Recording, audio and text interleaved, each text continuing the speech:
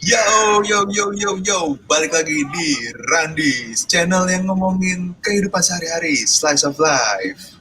Dan Gopek kali ini kita punya narasumber dari LPK Balito Salem Bokoci.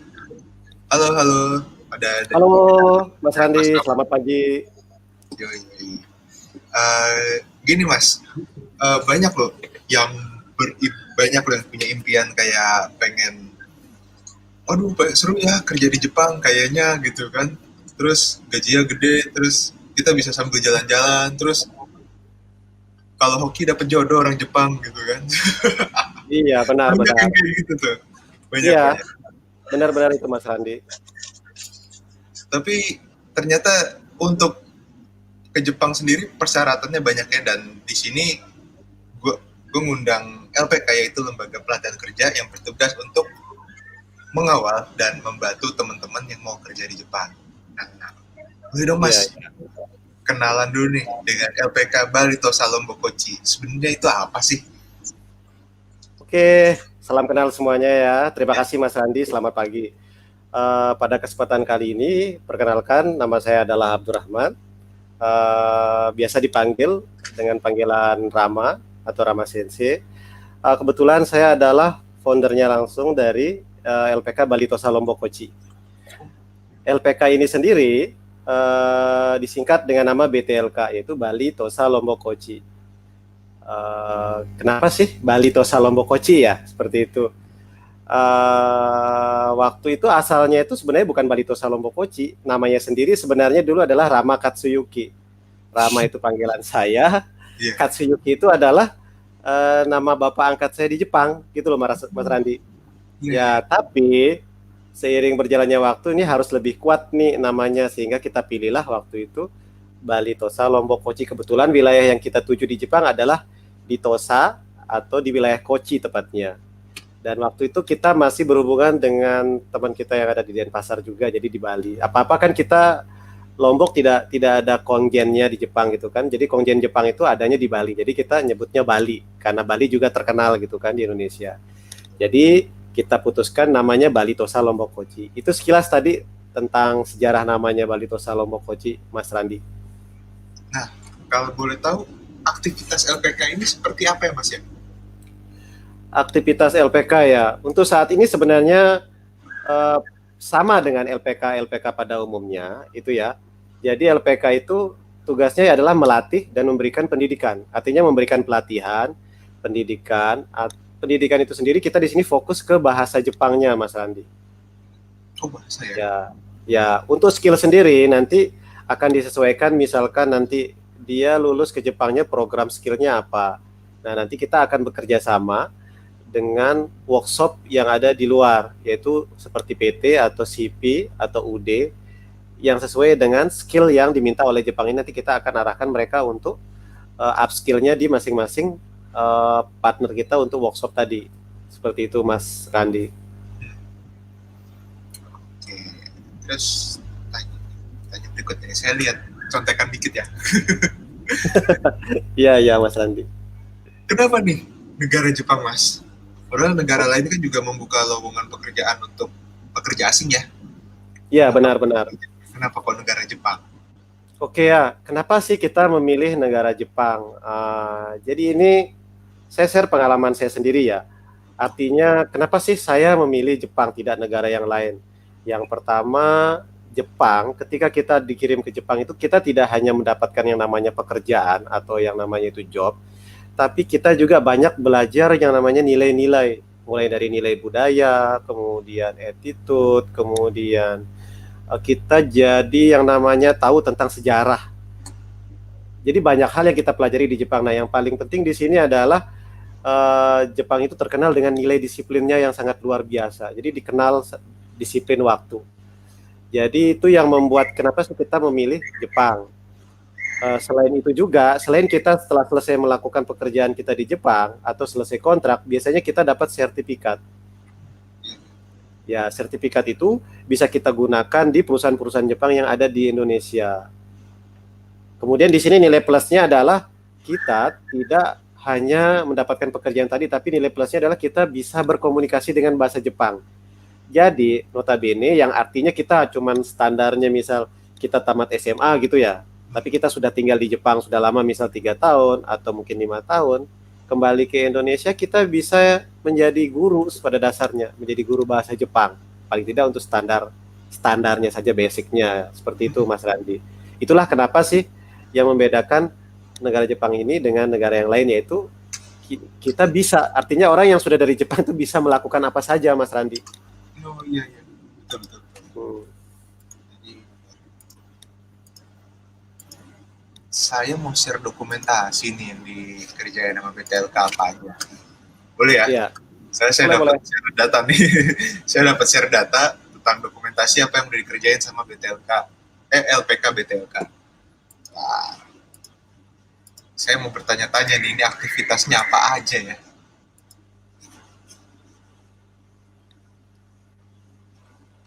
Kita cek yang pertama dulu. Nah, yang ini nih Mas, saya menarik nih kok kayak juri kontes menyanyi ya, ada jurinya, ada pesertanya. Ini lagi proses apa Mas, kalau boleh tahu? Ini adalah proses interview oleh user kepada para pesertanya. Jadi di sini kita kumpulkan para peserta, nanti usernya itu akan datang langsung untuk melakukan interview. Ya, jadi Jepangnya langsung yang memilih pesertanya. Kita hanya memfasilitasi untuk mempertemukan, kemudian memberikan CV-nya anak-anak. Nanti Jepang sendiri yang akan melakukan memilih gitu loh, mana anak yang terbaik menurut dia. Jadi bukan kita yang ini memilih. Jadi kayak ini jurinya lagi berdiskusi nih. Kalau aku sih yes ya, gimana kalau sama yang lain gitu kan? Kurang lebih seperti itu ya. Kurang lebih seperti itu Mas Ali. Iya. Ini Mas Rama ya? Ini. Ya. Saya tetap mendampingi anak-anak. Tetap ya. Kalau yang proses pelatihan bahasa itu, oh ini yang udah keterima nih. Ini yang udah keterima ya? Kalau ini deh. Ya, ini adalah peserta yang sudah lulus. Ini adalah contoh peserta yang lulus. Jadi ketika sudah selesai interview, kita akan meeting dulu sesaat, ada beberapa menit kurang lebih seperti itu. Baru kita putuskan siapa yang berhasil untuk lolos di interview tadi. Berangkat ke Jepang langsung ya? Ya, langsung kita akan proses mereka seperti itu. Seragam kerjanya nih. Secara simbolis. Iya, jadi secara simbolis kebetulan waktu itu pimpinan perusahaannya langsung memberikan seragamnya secara simbolis kepada peserta yang lulus.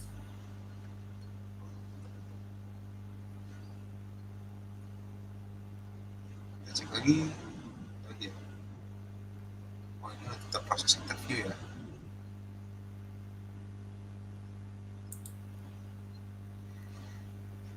Ini juga tetap proses interview Mas ya? Atau seleksi? Apa ini? Ini waktu itu kita lagi briefing penjelasan mengenai kontrak kerja kepada orang tua peserta. Jadi ketika dia sudah lulus, dalam minggu yang sama itu terbitlah namanya kontrak kerja. Jadi pada saat penandatangan kontrak kerja, yang harus hadir di situ adalah orang tua wali dari para peserta. Seperti itu Mas Randi. Tapi kebetulan di sini yang hadir pada saat ini adalah ada 2 orang dari kementerian langsung juga hadir pada saat itu. Jadi kita mengundang sekaligus untuk menyaksikan secara simbolis penandatanganan MOU-nya, penandatanganan kontrak kerja untuk anak-anak. Nah ini yang ditunggu-tunggu nih. Akhirnya berangkat ke Jepang. Ini kalau boleh tahu kapan Mas? Ini pemberangkatan yang baru di bulan November kemarin ini. Nah, kebetulan ini yang kita kirim adalah program untuk internship dan Nihongo Gakko. Oh, oke, kita lanjut nih. Kayak tadi disebut-sebut ada program barunya, ada program ya. Programnya apa aja sih gitu kan? Iya. Kalau boleh tahu nih program dari BTLK itu apa saja Mas? Kalau boleh tahu. Oke. Programnya BTLK itu pada dasarnya dulu di awal-awal hanya satu kita fokusnya itu yaitu ke magang. Yaitu program pemagangan ke Jepang. Kemudian kita kembangkan lagi, ada penawaran dari Jepang, dari beberapa sekolah-sekolah bahasa di Jepang, jadinya kita menambah lagi programnya, yaitu program belajar bahasa Jepang di Jepang langsung, seperti itu Mas Randi. Praktek langsung ya. Ya, jadi dia belajar kurang lebih sekitar 3 atau 6 bulan di Balitosa Lombok Kochinya di BTLK, nanti kita merekomendasi dia untuk belajar langsung di Jepang, seperti itu. Kemudian program yang setelah Nihongo Gaku itu muncullah kita namanya program engineering. Cuman engineering ini begitu sulit menurut saya ya, karena memiliki istilahnya kriteria dari setiap perusahaan itu. Mulai dari standar bahasanya, kemudian dari apa namanya, dia alumninya kan, ya, pendidikan, jenjang pendidikannya itu lumayan yang dicari. Kemudian dia memang harus punya pengalaman seperti itu, karena dia dihitungnya profesional. Dan standar bahasanya lumayan tinggi sih, level 2 Mas Randi. Oh, N2 itu waduh udah jago banget. Ya udah jago banget. Jadi kita pada dasarnya tidak sanggup sih untuk menyiapkan itu, makanya kita hanya mempost lowongan di misal media sosial, nanti ada yang sudah sesuai kriteria itu silakan daftar, baru kita memasukkan lamarannya ke Jepang langsung. Kemudian program yang keempat itu kita tadi namanya adalah internship, yang tadi kita kirim di bulan November tadi, di mana program internship itu di mana itu statusnya harus statusnya adalah mahasiswa. Jadi nanti Balitosa Lombok Kochi bekerja sama dengan beberapa kampus perguruan tinggi di Indonesia. Biasanya kita kerjasama dengan kampus swasta sih, Mas Randi. Seperti itu. Dan syaratnya itu harus minimal jenjangnya itu adalah S1 sarjana. Nah, kebanyakan di sini yang kita kirim adalah untuk program pariwisata dan kesehatan. Kesehatan di sini adalah perawat. Perawat ya? Oh iya. Benar-benar kayak tenaga kesehatan tuh di Jepang juga diperlukan. Ya, bukan diperlukan lagi, benar-benar sangat dibutuhkan untuk kondisi saat ini ya. Dan sekarang program yang lagi hangat-hangatnya itu sekarang ini adalah program Tokutegino, Mas Randi. Oh, Tokutegino ya? Ya, ini yang lagi sedang hangat-hangatnya. Kalau bahasanya di sini adalah SSW, Specific Skill Worker, seperti itu bahasanya. Pada dasarnya sih ini pesertanya bisa langsung mandiri sih, tidak mesti harus masuk ke LPK pada dasarnya, dan tidak mesti harus masuk ke PT PJTKI, itu tidak. Pada dasarnya bisa independen, hanya saja dia langsung berhubungan langsung dengan apa namanya, kalau dulu namanya BP3 TKI, nah kalau sekarang itu namanya BP2 MI. Jadi statusnya SSW ini sebenarnya bukan magang, tapi mereka di atas magang, levelnya setara dengan tenaga kerja, makanya mereka perlu yang namanya kartu tenaga kerja luar negeri yang diterbitkan oleh BP2MI, seperti itu. Kurang lebih seperti itu sih programnya, Mas Randi. Tadi ada 5 kan, yang pertama kita fokus ke pemagangan, yang keduanya tadi itu adalah Nihongo Gaku, bahasa yaitu ya belajar bahasa langsung di Jepang. Kemudian yang ketiga engineering, yang keempatnya adalah internship, yang kelima tadi adalah Tokutegino. Sebenarnya kita Tokutegino di sini bukan memproses ya Mas Randi, tapi kita di sini adalah memberikan pendidikan dan pelatihan sehingga dia bisa lulus untuk ujian specific skill worker-nya tadi. Jadi kita tidak ada, istilahnya bahasanya di sini adalah kita bukan mengurus pemberangkatan mereka, tapi kita mengurus proses pembelajaran mereka dan pelatihannya, seperti itu. Bukan mengurus keberangkatan tidak, tapi memproses pelatihan dan pendidikan mereka. Ya, khusus untuk Tokutegino-nya, seperti itu Mas Randi. Karena yang boleh memberangkatkan mereka adalah jalurnya pemerintah gitu sebenarnya kan. Ya, melalui BP2MI tadi, nanti mereka akan ada arahan lebih lanjut lagi. Seperti itu tadi Mas Randi programnya kita dari BTLK. Ini nih yang banyak jadi pertanyaan dari netizen. Kira-kira apa aja sih Mas syarat-syaratnya untuk buat kerja di Jepang? Oke ya. Syarat-syarat umumnya gitu. Syaratnya ya. Kalau misalkan ya tadi kan ada 5 program. Pada dasarnya 5 program tadi itu syarat utamanya itu pada dasarnya sama saja. Misalkan kayak dia itu harus warga negara Indonesia tentunya kan. Jelas. Kemudian dia ijazahnya itu mulai dari SD sampai yang terakhir, dan itu harus dilegalisir. Kemudian yang tentu saja ya, supaya biar kita tahu dia warga negara Indonesia atau tidak, kan tentu dia harus ada KTP, akte kelahiran, seperti itu, kakaknya, kemudian akte kelahiran. Ada beberapa perbedaan dengan LPK yang lain. Mungkin LPK yang lain mungkin ada persyaratan khusus lainnya. Tapi yang tadi saya sebutkan adalah persyaratan yang pada umumnya. Seperti itu. Jadi pada dasarnya kayak kita ngelamar pekerjaan, Mas Randi, sama saja sebenarnya. Mirip-mirip ya? Ya, kurang lebih seperti itu. Kalau untuk syarat khususnya nih? Paling tambahannya tadi, tambahannya ya kayak mungkin syarat khususnya. Mungkin tambahannya adalah seperti ini. Kalau untuk Tokutegino itu dia harus punya yang namanya 2 sertifikat namanya, Mas. Sertifikat skill atau sertifikat SSW. Kemudian yang kedua adalah sertifikat bahasanya dia, atau yang biasanya disebut di sini adalah JFT Basic A2 namanya, Mas. Itu yang harus disiapkan oleh yang Tokutegino-nya. Kalau untuk engineering, tentunya selain dia punya yang namanya ijazah itu, dia memang yang diminta itu syarat khususnya adalah level 2 rata-rata, Mas. Sertifikat bahasa Jepangnya. Oh iya, kalau sertifikat bahasa Jepang ini dari angka terbesar sampai angka terkecil ya. Misalnya saya ingat kalau di PT itu ada N5 sampai sampai N2. Untuk minimalnya. Minimal itu kalau kita bisa ke Jepang itu adalah N2. Iya, kalau engineering rata-rata dicarinya N2. Tapi sepertinya agak susah sih. Misalkan ada yang memang punya sertifikat N2, tapi dia bukan jurusannya teknik seperti itu, kurang lebih yang dicari. Kebanyakan yang dicari teknik, Mas Randi. Nah, kalau boleh sharing-sharing pengalaman nih, Mas. Kalau tadi di awal tadi cerita, Mas Rama ini pernah ke Jepang. Boleh dong sharing pengalamannya kerja di Jepang tuh dulu seperti apa? Kalau dari Mas Rama sendiri. Kalau saya dulu adalah ke Jepangnya itu tahun 2004, Mas. Yeah. Saya ke Jepangnya 2004, itu programnya adalah perikanan. Jadi di kapal perikanan, Mas. Wah, seru nih. Iya, jadi saya pelaut. Pada dasarnya saya adalah pelaut gitu, Mas. Yang 1 bulan atau 2 minggu itu kita di tengah laut, 3 minggu lah kita di laut itu, Mas. Jadi kita nggak lihat. Nenek moyang kita, Mas. Nenek moyang pelaut ya, sama. Ya, jadi kita tidak pernah namanya melihat pulau, Mas. Jadi kita benar-benar di tengah samudra gitu, Mas. Jadi nggak ada pulau satu, ya, laut lepas. Seperti itu. Prosesnya seperti apa?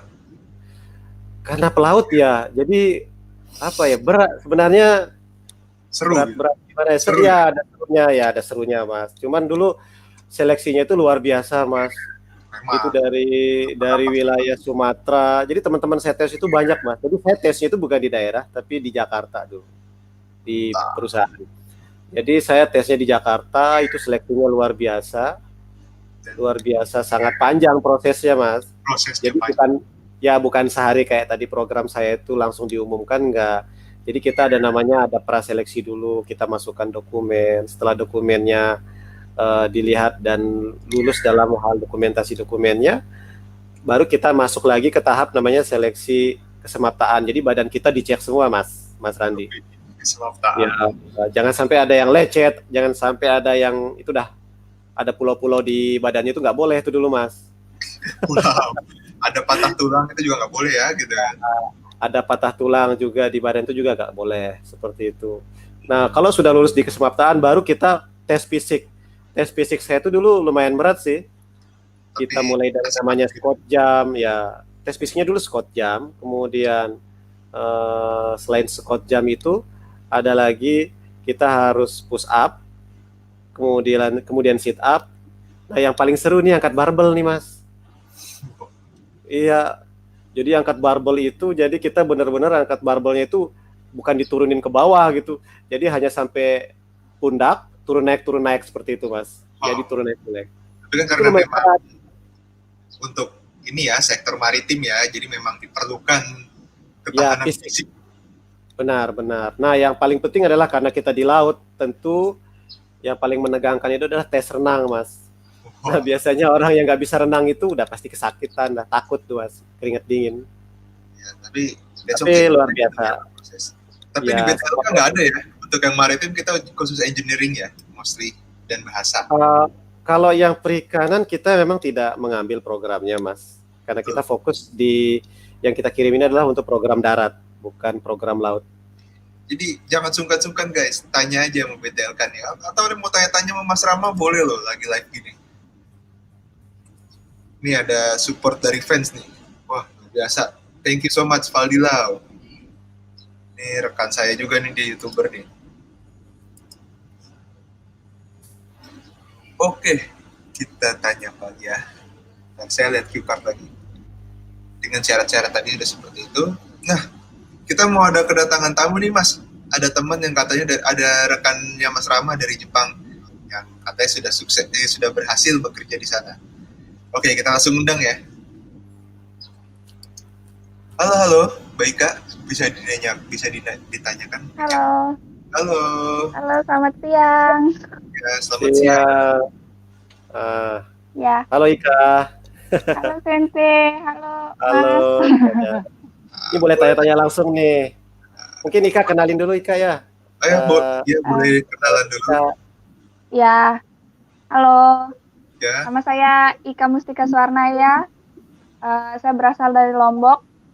Sudah berangkat ke Jepang kemarin bulan 11, bulan November, dan sekarang sedang bekerja di Okinawa. Sudah 1 bulan. Sudah 1 bulan ya, Mbak. Sudah satu Iya. bulan. Nah, kalau boleh tahu nih Mbak, posisi kerjanya apa ya Mbak? Posisinya, jabatan, posisi dan jabatannya di Okinawa itu. Uh, Posisi kerja saya di sini sebagai care worker.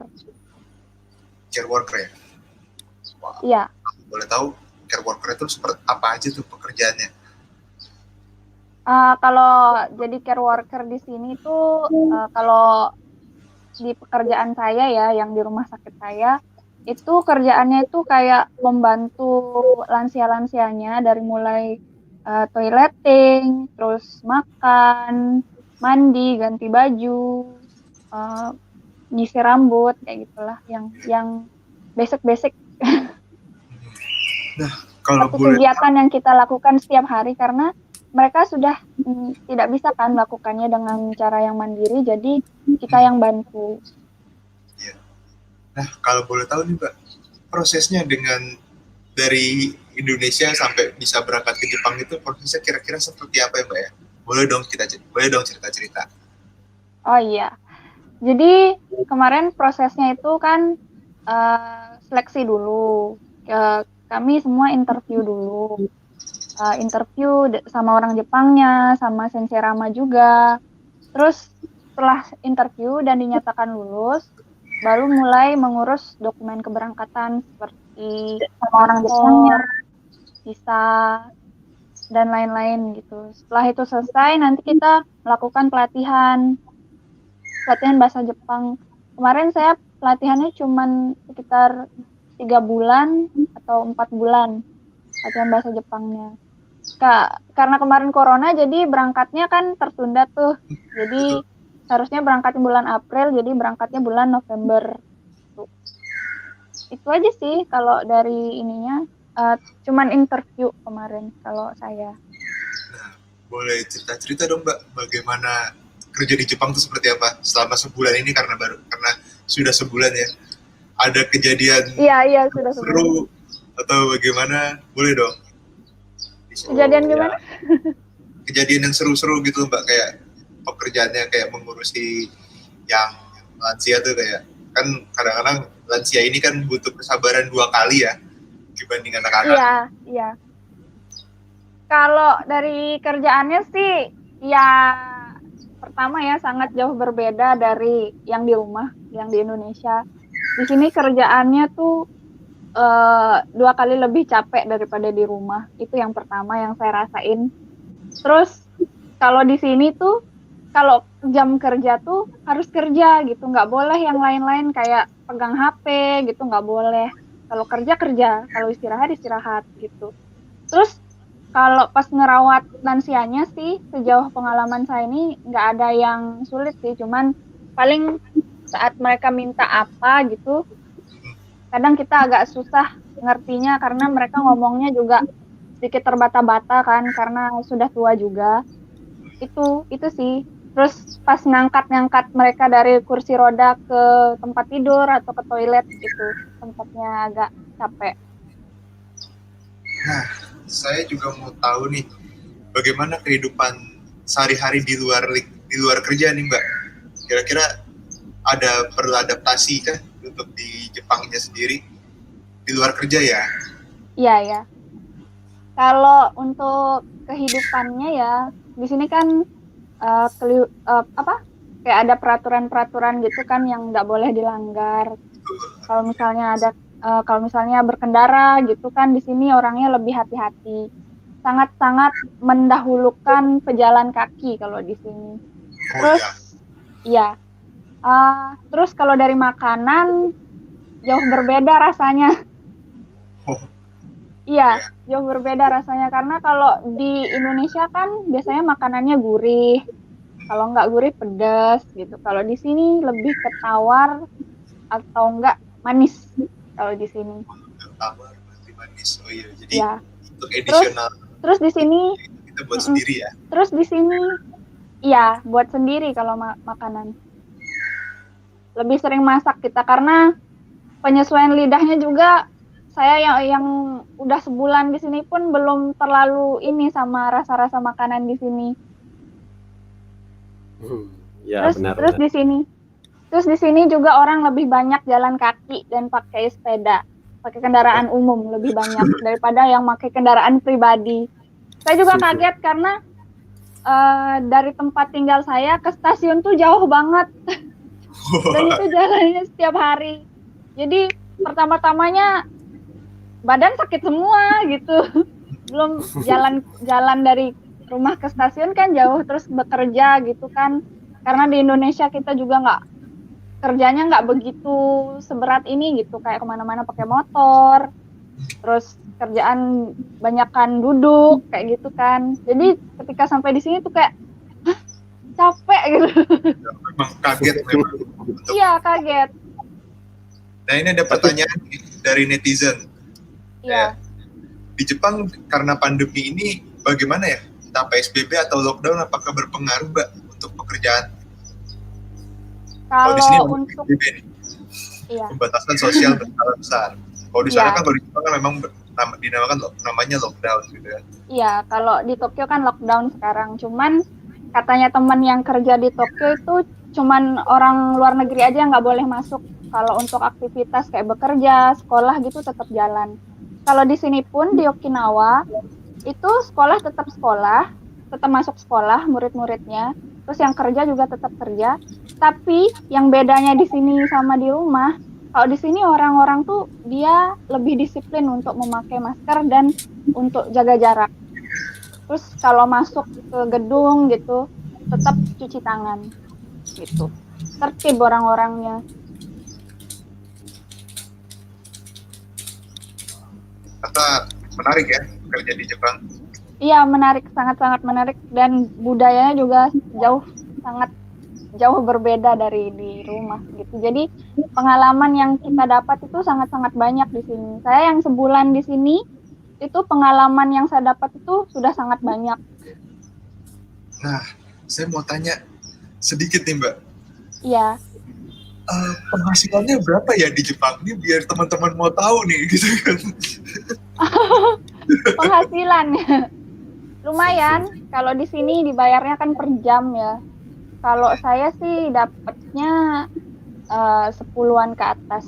Wah, itu guys, kalau ada yang bertanya-tanya nih, soalnya tadi netizen ada yang nitip pertanyaan ke saya kayak, kalau Iya. untuk beberapa divisi, dia untuk beberapa pekerjaan tertentu dan jabatan tertentu itu dibayarnya per jam dan jumlahnya berapa gitu kan. Iya, tapi beda-beda. Kalau beda perusahaan beda juga. Terus kalau beda wilayahnya di Jepang kan ada wilayahnya tuh kayak di Indonesia tuh kayak provinsi. Beda Ya, provinsi, beda bayaran jam kerjanya. Jadi beda-beda tergantung di mana. dan tergantung perusahaannya gitu. Gimana nih teman-teman, ada pertanyaan lain mau ditanyakan, boleh loh. Ada baiknya di sini. Saya mau tanya apa lagi ya? Bentar, saya cek QR lagi. Apa aja sih Mbak kira-kira do and dance di Jepang itu kalau dalam kita sih putus? Ya, sepertinya terputus koneksinya. Iya, mungkin terkait dengan PSBB, Mas Randi ya. Ya, Memang kan di Jepang kan memang social distancing-nya sudah memang dari dulu kan di Jepang. Disiplin ya. Iya. Jadi kan ya memang biasanya kan tetap ngatur jarak kalau orang Jepang kan. Jadi sepertinya di situ social distancing-nya memang sudah dari dulu sepertinya. Dan memang disiplin dan oke, kita sudah terhubung lagi dengan Baika. Ya, kalau boleh tahu, keluar sendiri dia. Do and dance itu seperti apa ya? Kayak apa yang tidak boleh dilakukan, apa yang boleh dilakukan, kayak berbagai larangan tertentu sih sebagai kita orang yang bekerja di Jepang. Lebih kayak bukan ke pekerjaannya, tapi kayak bermasyarakat gitu sih. Kayak hidupnya. Kayak kita tidak boleh buang sampah sembarangan. Jadi sampah tuh ada tempat-tempatnya gitu kan, ada spesifikasi tersendiri. Atau tidak boleh rokok sembarangan, atau ya banyak gitu kan larangan-larangan. Di situ kita harus beradaptasi. Kalau boleh tahu apa aja sih Mbak untuk itunya? Kalau larangan-larangan yang kayak gitu ya, kalau misal dari sampah kita harus pisahin mana untuk sampah botol minum yang sekali pakai, terus sampah kaleng dipisahkan, sampah botol kaca dipisahkan, terus yang pecah belah juga dipisahkan. Pokoknya kalau sampah semua dipisahkan. Terus juga kalau di sini tuh apa lagi ya? Kalau kemana-mana itu harus sesuai aturan gitu. Kalau misalnya di jalan raya gitu harus sesuai sama aturan jalan rayanya gitu. Terus juga di sini tidak boleh kayak ngeliatin orang, kayak ngeliatin gitu, nggak boleh. Orang aneh gitu kan kita ditontonin gitu ya. Iya, nggak boleh di sini. Mereka itu tersinggung gitu kalau diliatin gitu.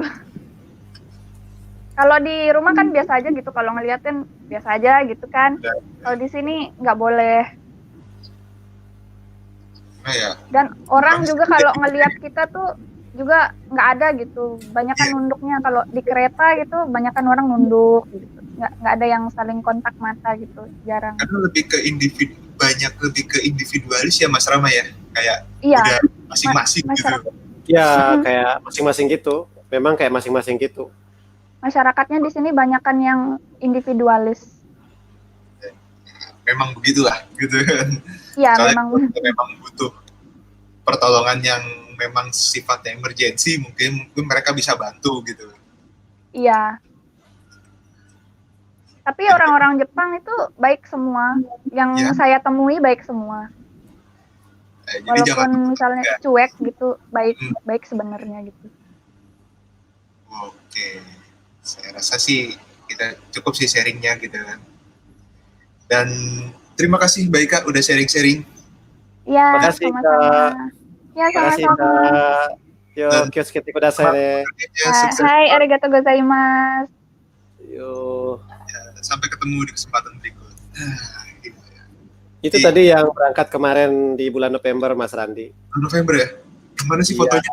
Bisa jadi penasaran gitu. Biasanya kalau sebelum berangkat sama setelah di Jepang dia beda. Oh iya. Kalau di Jepang itu sudah mukanya langsung fresh, Mas Randi. Langsung bersemangat. Airnya, pekerjaannya, konsumsi, airnya makannya juga beda toh. Iya. Saya juga kaget waktu seminggu mereka di sana di karantina 14 hari di hotel itu. Mereka muka-mukanya jadi bersih gitu. Lebih bersih. Yang tadinya bersih di sini jadi lebih bersih lagi di situ. Iyalah, toh di karantina di sana kan luar biasa Mas, karena ditanggung negara juga kan. Satu orang itu harus satu kamar loh Mas Randi Iya. Sejauh ini di Wisma sana. Atlet satu orang bisa dua. Satu Ya, kamar buat 2 orang. kalau di Jepang tidak boleh, satu kamar hotel harus satu orang, Mas Randi. Mungkin dari Mas Randi ada yang ingin ditanyakan lagi? Saya tuh pernah ke Jepang sekali, Mas. Saya sih mau sharing aja Iya. nih. Pas Oh, Jumatan itu, saya ketemu ada orang dari Indonesia juga. Langsung kayak, wah Indonesia gitu kan. Ngobrol. Saya tanya-tanya tuh dengan pelajar di situ. Terus dia sharing pengalaman. Oh iya, di sini untuk di Jepang sendiri kita ada program bahasanya gitu kan. Nah, kita ada program bahasa sekitar setahun dulu baru setelah setahun kita ada program bahasa, dia udah mulai studi. Oh, jadi seperti itu ya. Saya juga baru terbuka tuh di situ. Oh, ternyata prosesnya kayak gini ya, dan bahasa itu memang paling utama ya. iya, iya. Memang kalau kita ke Jepang memang yang paling penting adalah bahasanya, Mas Randi. Jelas. Ya, makanya ketika tadi dia terpilih kan, interviewnya seperti Ika tadi, dia harus belajar lagi minimal 3 bulan untuk pemantapan bahasanya. Paling tidak untuk komunikasi sehari-hari dia sudah paham seperti itu, Mas. Ya. Itu minimal Apalagi dia, sehari-hari ya. ya, ya apalagi tadi dia mengurusnya nenek-nenek kan di rumah sakit. Jadi yang bahasanya itu kita kadang kan bahasa apa gitu yang dipakai neneknya gitu, kadang nggak jelas tadi dia bilang kan. Tapi alhamdulillah anak-anaknya luar biasa. Emang anak-anaknya pinter-pinter Mas Randi. Jadi mudah berkomunikasi itu Mas Randi itu. Big respect. Ya sebenarnya intinya kalau mau cepat bisa harus anaknya semangat Mas Randi intinya. Betul. Mau kayak gimana, mau belajar apa, kembali ke personal masing-masing, di kemauan Ya benar, ke sendiri. personalnya sendiri. Ya. Saya Jadi pada dasarnya kita di sini, jadi kita pada dasarnya LPK di sini kan hanya memfasilitasi untuk proses edukasinya pada dasarnya. karena Seperti saya itu waktu Mas Randi. di Jepang kepepet nanya apa gitu kan, saya pakai bahasa isyarat kayak Tarsan gitu kan. Lucu juga sih gitu kan, tapi untuk orangnya ngerti. Oh iya, langsung dia sharing. Iya, iya. Langsung Emang arigato. waktu pertama-tama dulu juga saya gitu kan. Setahun pertama itu masih belum bisa komunikasi, cuma paham Mas. Artinya kita ketika orang Jepangnya ngomong itu kita paham gitu. Cuman kita mau balas itu masih takut salah seperti itu Mas. Salah, karena kan dari kata saja itu kan, dari kata misal kayak contohnya kayak oishi sama kimochi itu beda. Oishi itu untuk makanan. Ya. Kalau kimochi, untuk misalkan kondisi badan ini dia sedang sakit atau gimana itu kimochi. Emang beda-beda penyebutannya Mas. Perasaan ya, hati. Ya, kembali ke keperasaan hati kimochi itu. Kalau oishi enak di makanan. Terasa kayak kita kontak langsung dengan fisiknya gitu kan. Benar. Oishi desu.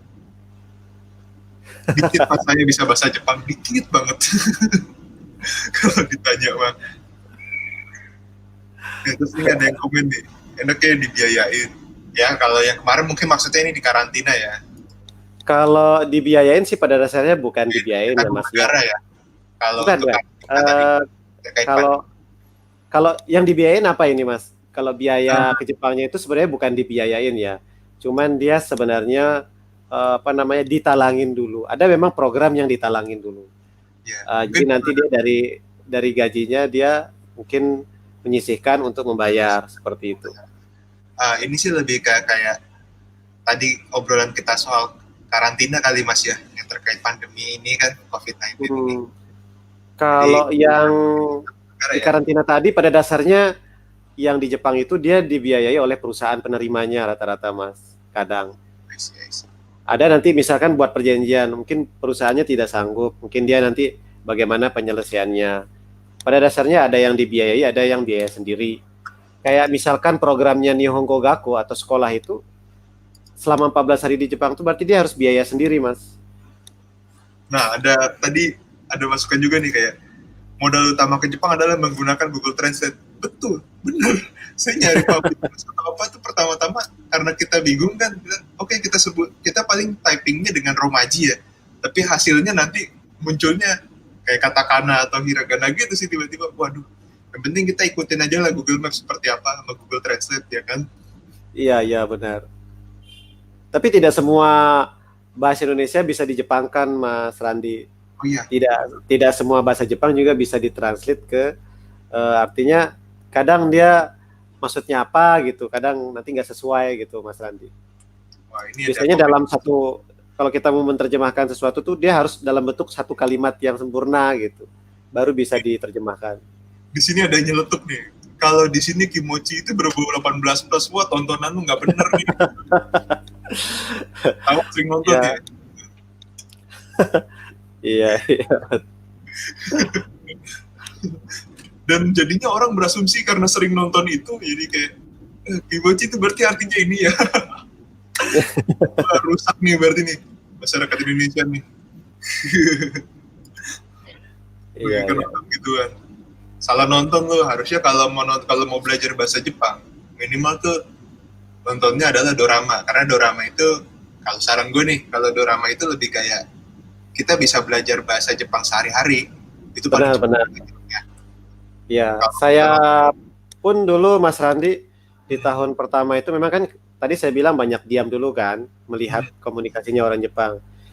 Nah, itu selama 1 tahun itu memang saya banyak nonton drama Jepang.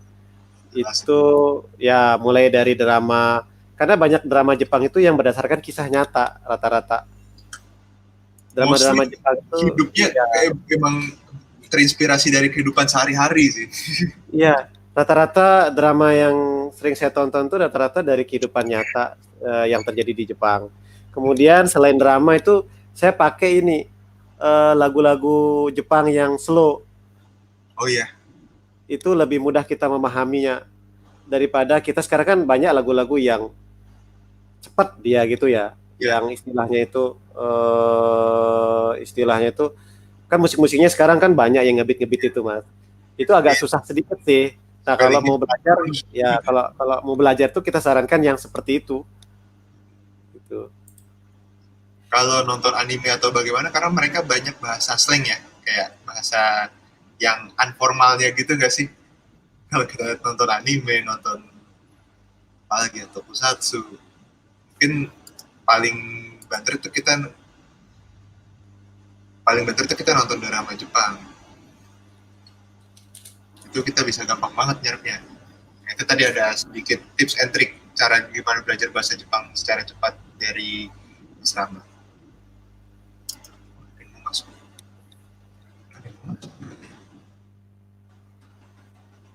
Dari alumni LK. Kita juga ada beberapa alumni sih yang sudah pulang seperti itu. Dari yang sudah pulang. Iya, ada yang sudah pulang. Yang sudah pulang ini rata-rata alumni pertanian. Pertanian. Iya, yang pertanian lebih beda lagi dia. Masing-masing bidang punya pengalaman sendiri-sendiri sih, Mas Randi. Oh iya, sih. Kalau yang pertanian, ya rata-rata. Kalau pertanian sih rata-rata sebelum kita kirim ke Jepang kita latihan dulu di sini, Mas. Biasanya kita latihannya di Lombok bersama petani dia. Nanti tinggal bareng petani gitu di sawah. Jadi tinggalnya tuh di sawah. Betul. Jadi dibuatin rumah-rumah kayak gitu.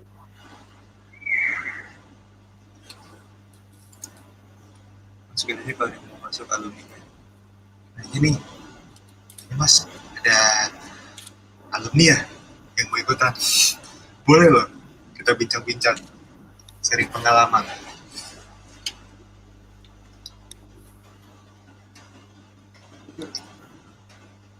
Yang udah pulang nih biasanya nih ya. Yang mau masuk nih. saya jadi ngomongnya bisik-bisik, Mas. Ada yang mau masuk nih. Boleh dong sharing pengalaman gitu pulang dari Jepang. Ya, kita ada beberapa alumni yang istilahnya di Jepang tuh yang lumayan lah pengalaman mereka. Terutama kita sangat istilahnya tuh terharu sama yang ini, yang alumni yang cewek-cewek juga. Semuanya mereka luar biasa. Apalagi yang kerjanya di pertanian itu kan lumayan berat kan pertanian. Betul. di Jepang itu tidak ada perbedaan antara yang dikerjakan laki-laki atau perempuan tuh nggak ada. Semuanya pada dasarnya sama. Ya, sebenarnya sama. Ya, karena kan mereka gajinya sama juga gitu kan. Sama Jadi juga tidak ada ya. yang dibedakan. Iya, jadi ngangkat barangnya juga sama gitu.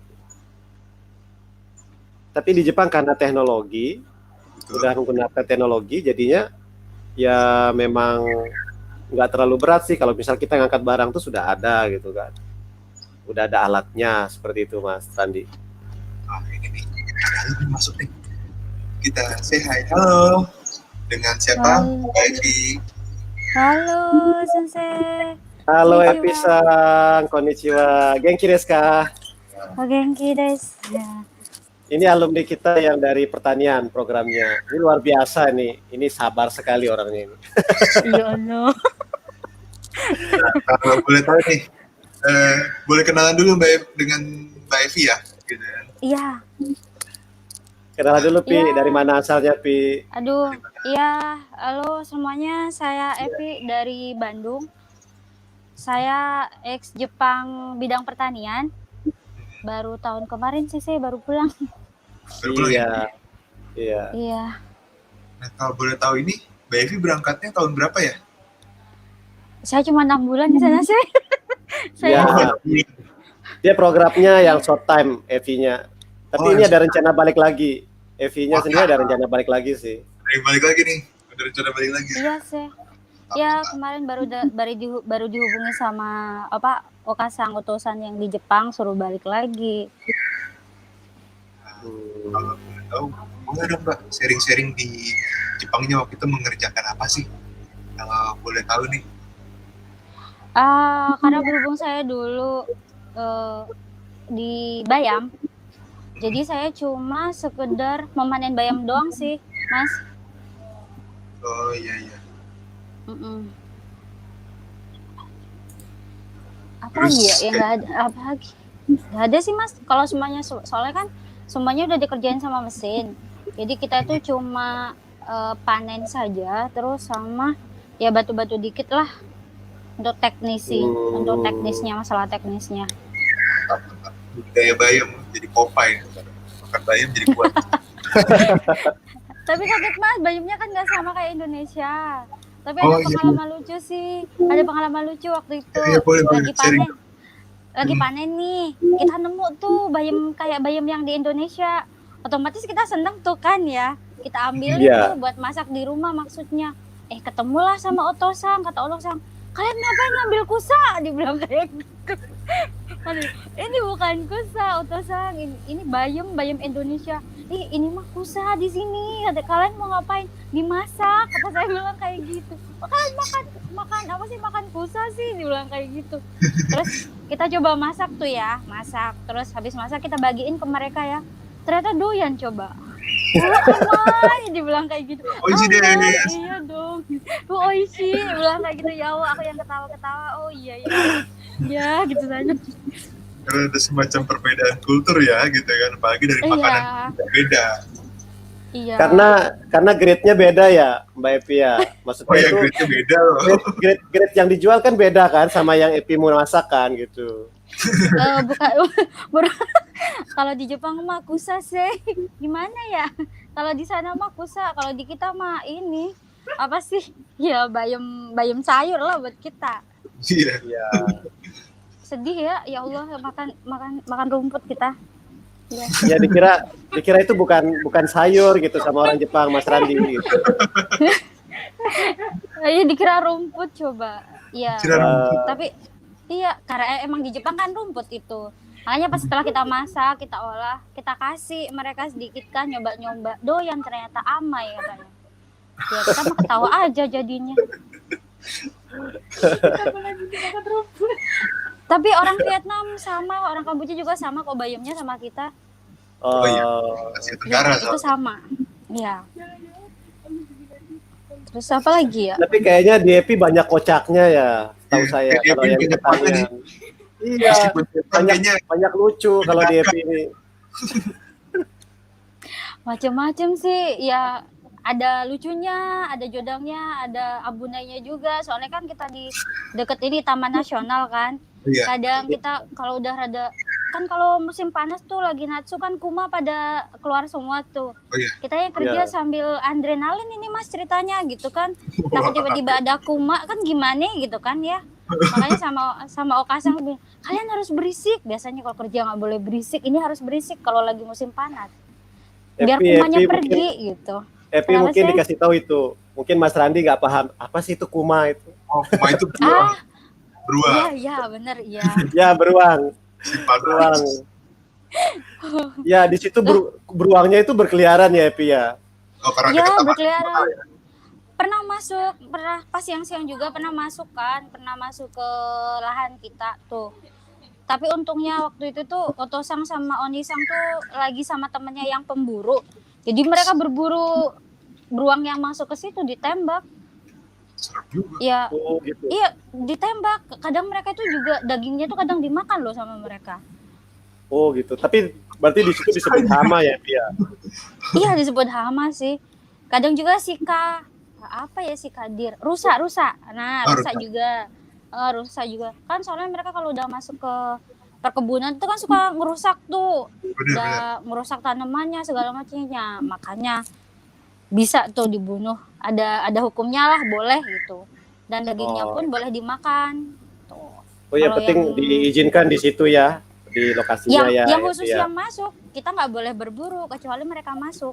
Tuh. Oh kecuali mereka masuk ke perkebunan ya Evi ya. Oh Iya. seperti itu. Kalau suka-sukanya apa Epi selama di Jepang? Dukanya nih. Banyak sukanya ya. Kalau Banyak Epi suka- banyak sukanya.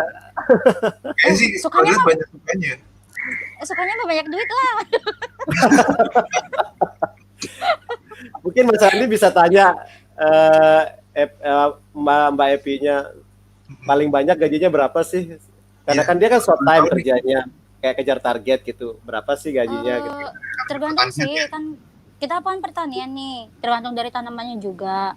Kalau tanamannya pas lagi panennya tuh sebulan itu banyak banget kemarin kita tuh sama Zanggyo ya overtime itu tuh hampir sekitaran 28 28 juta Itu- rupiah. 28 juta itu tapi 1 bulan tanpa libur. Karena kita kan ngejar bayemnya biar nggak terlalu gede juga. Karena kan mereka kan bayem ada ukuran, berat dan segala macamnya kan harus sesuai dengan standar.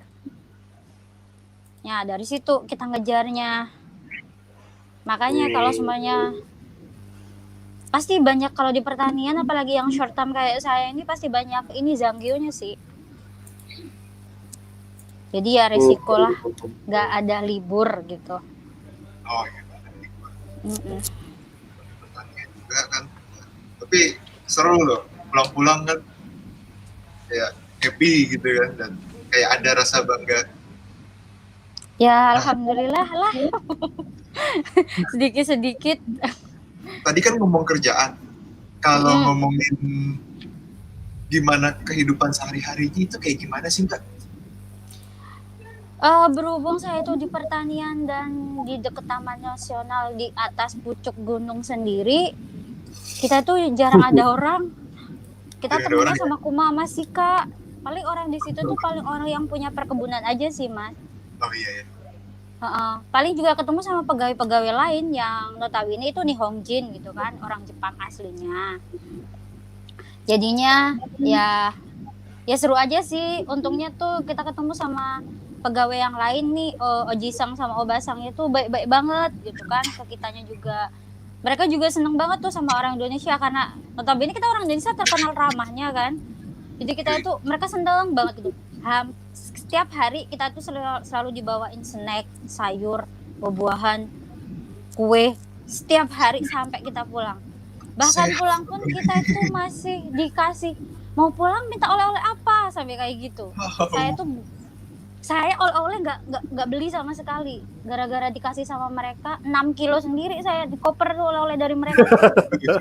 Sugoi. Luar biasa. Udah overweight gini gue kataku nggak bisa masuk. Udah kita makan tiap hari. Tapi baik banget bener sih. Baik orangnya. Kita juga jadinya senang juga kan kalau kita masak apa masakan orang Indonesia nih kita kasih ke mereka kayak gitu-gitu sih.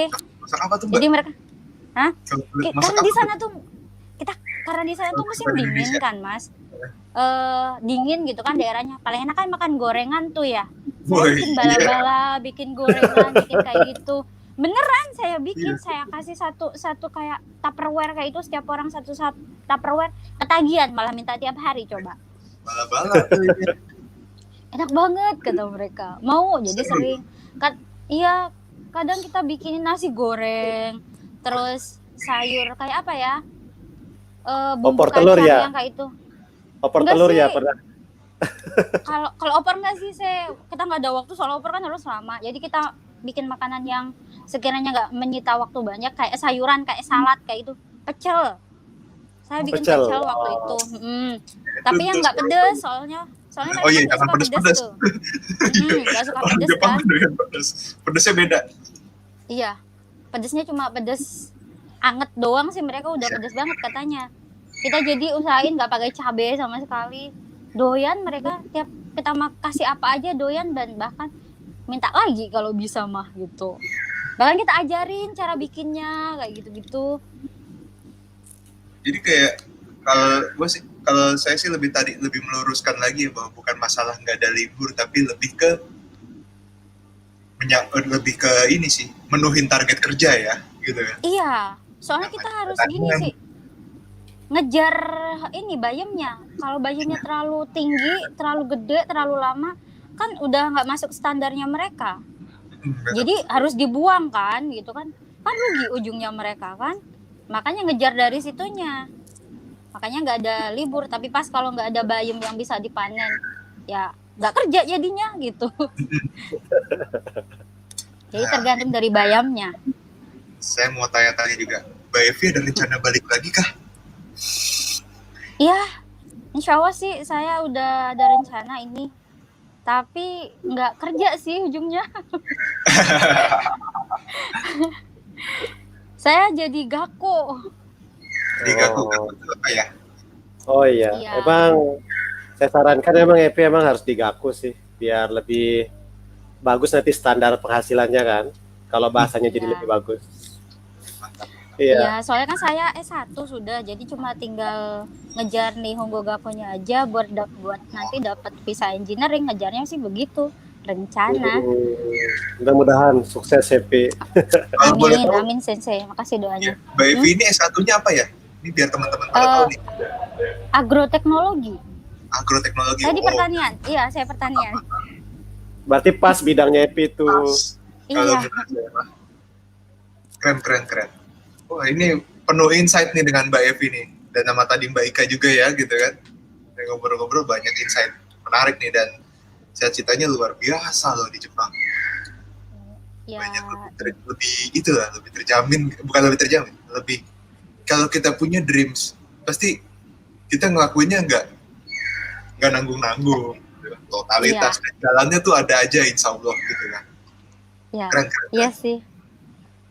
Well, Kayaknya thank di you so Jepang much. juga lebih banyak kesempatan sih. Wah, iya, betul. Mm-mm. Oke, terima kasih Mbak Evi udah diajak ngobrol-ngobrol nih, sharing pengalaman nih. Ya, sama-sama Mas.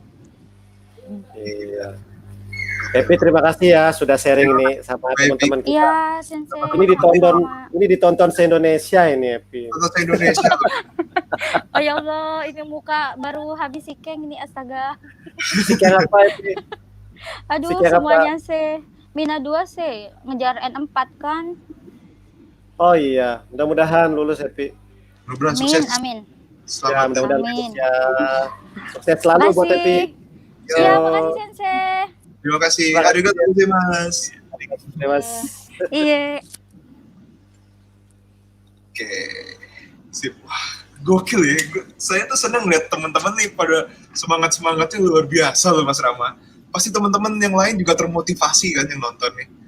Sebenarnya ada sih dari program bidang yang lain kayak di pariwisata. Cuman saya masih belum kontak sih, Mas Randi gitu. Karena kayaknya dia juga baru pulang per hari ini deh, sampai di Jakarta kayaknya. Masih jet lag tuh. Iya. Saya Sebenarnya kan kita bisa sharing bisa sharing pengalamannya dia kan untuk yang di ininya apa namanya? Untuk sharing pengalamannya dia untuk yang di pariwisatanya ya, yang di Jepang. baik dalam bekerja maupun kehidupan sehari-hari. Mungkin kita bisa masuk di sesi yang lain mungkin Mas Randi ya.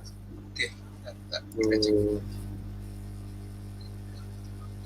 Oh ya, ada masukan sedikit dari Pak Moderator yang untuk konten kali ini. Siap, kita tampung. Ini tadi ya, ini nih Mas, yang guru yang ngajar bahasa ya, bisa belum bisa ya? Ya sepertinya nggak bisa. Sedang Jadi meeting. kita ya sedang meeting ya. Oke. Nah terkait durasi juga nih guys. Sudah pasti Iya. sedikit. Well, Mungkin kita bisa. kita langsung closing aja dan Ya. kayak kalau mau tanya-tanya ada di description saya kalau mau tahu LPK nih LPK BTLK ini seperti apa gitu kan. Dan bisa tanya-tanya juga sama Mas Rama, boleh di-share sosial medianya atau mau tanya-tanya Boleh. BTLK seperti apa? Iya. Nanti bisa langsung masuk juga ke channel YouTube-nya BTLK juga ada. Tapi nanti bisa kita saling ini sama komen di channelnya Mas Randi juga nanti di situ. Kalau mau bertanya-tanya bisa saya juga menjawab atau sharing ke teman-teman di sini kayak pertanyaan nih gitu. Oke, kira-kira begitulah. Sip. Iya, untuk konten berikutnya mungkin kita bakal ngobrol soal kantornya ya Mas ya, kantor BTLK sama terkait kredit usaha rakyat untuk TKI. Itu kayak. Oh iya. Jadi kita mungkin bakal ngomongin itu. Wah, ada yang masuk ini. Siap. Bentar. Ada yang masuk ini. Siapa ya ini? Halo Der, teman-teman.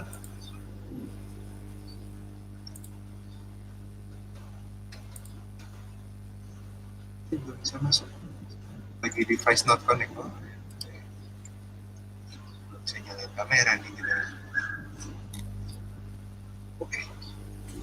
Next konten kita bakal ketemu lagi masih ngobrol-ngobrol dengan LPK Barito Salomo Koci dan nanti ada teman-teman, ada sharing session dari teman-teman yang lain juga.